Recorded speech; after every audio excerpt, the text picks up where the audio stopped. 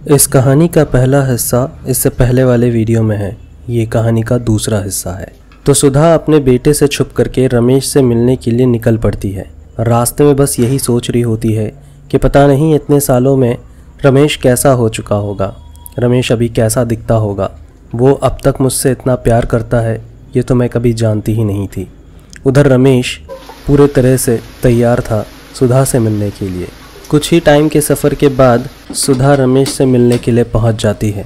रमेश को देख करके मानो ऐसा लगता है कि वो कोई बूढ़ा इंसान नहीं, अभी भी वैसे ही जवान कोई लड़का हो, जिसको देख करके वो हैरत रह जाती है क्योंकि अब उसे शायद रमेश का शक्ल याद भी नहीं है। रमेश उसके कॉलेज के टाइम की कुछ चीज़ें बताता है। रमेश और सुधा मिलने के बाद काफ़ी लंबे समय तक बातें करते रहते हैं, अपने लाइफ के बारे में बात करते हैं, उसकी ज़िंदगी कैसी गुजरी, उसकी वाइफ कैसी थी और वो सुधा को कितना मिस करता था। सुधा भी अपने बारे में बताती है, अपने बेटे के साथ में हो रही इन सारी बातचीतों का भी जिक्र करती है कि उसका बेटा किसी भी औरत पे भरोसा नहीं करना चाहता। इन्हीं सारी बातों के बाद में अचानक से जब जुदा होने की बारी आती है तब रमेश सुधा से एक वादा ले लेता है कि उससे वो दोबारा ज़रूर मिलेगा और बहुत जल्द। सुधा भी इस बात को सुन करके हामी में सर हिला देती है और अगले हफ्ते फिर से मिलने का प्लान करती है। अगले हफ्ते फिर से जब मिलने के लिए जाती है तो सुधा उसे एक रुमाल गिफ्ट करती है जिस पे अपने नाम का पहला अक्षर लिख करके उसे गिफ्ट कर देती है। ये देख करके रमेश बहुत खुश होता है और चला जाता है। इधर इतना लंबा समय हो गया था कि वो वादा भी पूरा करने की बारी आ गई थी।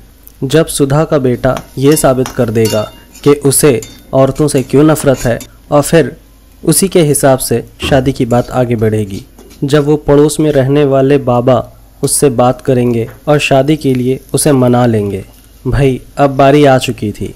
लड़का कहता है कि मैं अभी भी शादी नहीं करूँगा, मैंने जैसे कहा था मुझे औरतों पे बिल्कुल भी भरोसा नहीं है और मैं किसी भी औरत के साथ अपनी पूरी ज़िंदगी नहीं गुजार सकता, इस सोच के साथ कि वो औरत मेरे साथ ज़िंदगी भर रहेगी और मुझे कभी छोड़कर नहीं जाएगी। वो सिर्फ मुझसे प्यार करेगी, किसी और से कभी प्यार करने के बारे में सोच भी नहीं सकती। इस बात को सुन करके सभी लोग भड़क जाते हैं, खास करके वो बाबा। वो कहता है तुम अभी भी ऐसे कैसे कह सकते हो, तुम किस तरह से इस चीज़ को साबित करोगे। तभी वो कहता है कि अगर मैं साबित कर दिया तो क्या मुझे शादी करने के लिए और दबाव नहीं डाला जाएगा। बाबा कहते हैं कि अगर तुमने साबित कर दिया तो ऐसा कुछ भी नहीं होगा, तुम्हें शादी नहीं करने के लिए कहा जाएगा। तब वो लड़का अपने जेब से कुछ निकालता है और अपनी माँ के सामने में वो रख देता है। वो चीज़ कुछ और नहीं, वो वही था जो सुधा ने रमेश को एक गिफ्ट के तौर पर दिया था, एक रुमाल जिस पे उसके नाम का पहला अक्षर सुधा का स लिखा हुआ था। ये देख करके सुधा चौंक सी जाती है कि ये तुम्हारे पास कैसे आया। तब सुधा का बेटा करण कहता है कि मुझे पता है ये चीज़ कि ये कैसे मुझ तक आया है और तुम क्या हो। ये सुनने के बाद बाबा उत्सुक हो जाते हैं और हैरान भी कि आखिर ये बात क्या है।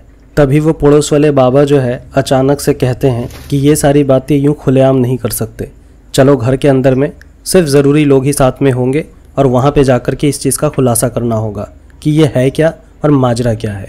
तब जाकर करण कहता है कि मुझसे शर्त लगी थी ना कि मैं औरत पे भरोसा नहीं करता और इसका एक ज़िंदा मिसाल मेरी खुद माँ है, मैंने ये जाल बिछाया था। ये कह करके सारी बातें बता देता है, किस तरह से उसकी माँ के पास में एक चिट्ठी आती है जिस चिट्ठी में वो रमेश नाम का व्यक्ति होता है जो कहता है कि वो उसकी माँ का पुराना दोस्त है, 35 साल पुरानी मोहब्बत है और वो उससे मिलना चाहता है, सिर्फ उसे एक नज़र देखना चाहता है। और उसके बाद से एक नहीं 2-3 मुलाकातें हुई और जिस मुलाकातों के बाद उसकी माँ सुधा ने खुद अपने तरफ से एक रुमाल गिफ्ट किया। अब इसका मतलब वो क्या समझे, क्या वो जो कर रही है, क्या इस चीज़ के बारे में उसके जो स्वर्गवासी पिता है कभी सोचे भी होंगे, कभी अपेक्षा किया होगा, कभी उम्मीद भी किया होगा कि उनके जाने के बाद मेरी माँ कुछ इस तरह से किसी और से मिलेगी और उससे जो है अपने रिश्ते आगे बढ़ाती चलेगी। बस यही रीज़न है जिसके वजह से मैं शादी नहीं करना चाहता और किसी भी औरत पे मैं भरोसा नहीं करना चाहता। ये सुनने के बाद बाबा का दिमाग एकदम सा गर्म हो जाता है और वो कहता है कि ये किस तरह की बेतुकी सी हरकत थी, कोई अपनी माँ के साथ ऐसा कैसे कर सकता है और तुम अपने माँ के पास में उसकी प्रेमिका बन करके गए थे, तुम्हें ज़रा भी शर्म नहीं आई। ये सुनने के बाद करण कहने लग जाता है कि मुझसे क्यों सवाल किया जा रहा है, सवाल तो मेरी माँ से करनी चाहिए कि आखिर वो इस उम्र में एक जवान बेटे की माँ होने के बावजूद भी एक ऐसे अनजान मर्द से मिलने क्यों गई वो भी ये जानते बूझते हुए कि वो मर्द के दिल में कभी ना कभी इनके लिए उस तरह के विचार थे जो कि एक प्रेमिका और प्रेमी के बीच में होता है। फिर भी मेरी माँ गई।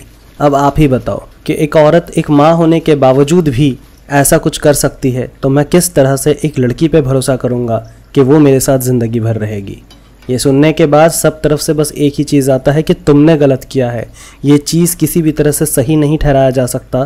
तुमने अपनी बातों को सिद्ध ठहराने के लिए ये सारी चीज़ें की है और इस पे तुम्हारी माँ की कोई गलती नहीं है। वो सिर्फ मिलने के लिए गई थी। करण ने अपनी बातों को रखने के लिए बहुत तरह की चीज़ें अपनाई, बहुत तरह के तर्क रखे, बहुत तरह से बातों को समझाने की कोशिश किया, लेकिन उसके बावजूद भी उसकी एक ना सुनी गई और आखिरकार उसे शादी के लिए मना लिया गया।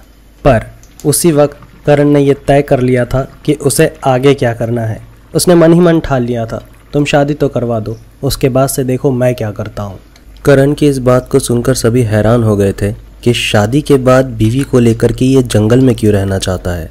उसने कहा कि मेरी यही एक शर्त है, अगर मंजूर हो तो बताओ, वरना मैं शादी नहीं करूँगा।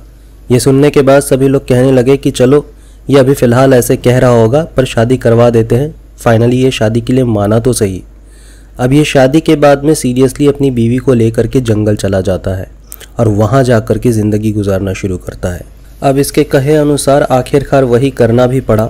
शादी के बाद ये अपनी बीवी को लेकर जंगल चला जाता है और जंगल में जाने के बाद पहले ही दिन जब ये घर से बाहर जाता है काम करने के लिए, उससे पहले ये चावल और दाल को एक साथ मिलाकर बीवी को दे देता है और कहता है कि जब मैं घर को लौटूं तो ये दाल और चावल अलग अलग बने होने चाहिए। करण की बीवी ईशा इस चीज़ को देख करके दंग रह जाती है कि अगर इसे दाल और चावल अलग अलग ही खाना था तो इसे मिला करके क्यों दे जा रहा है मुझे। पर ईशा सोचती है कि छोड़ो, क्या ही हो जाएगा, दोनों अलग अलग अगर बनाना भी पड़ा तो कोई दिक्कत वाली बात नहीं है, थोड़ा ज़्यादा वक्त लग जाएगा।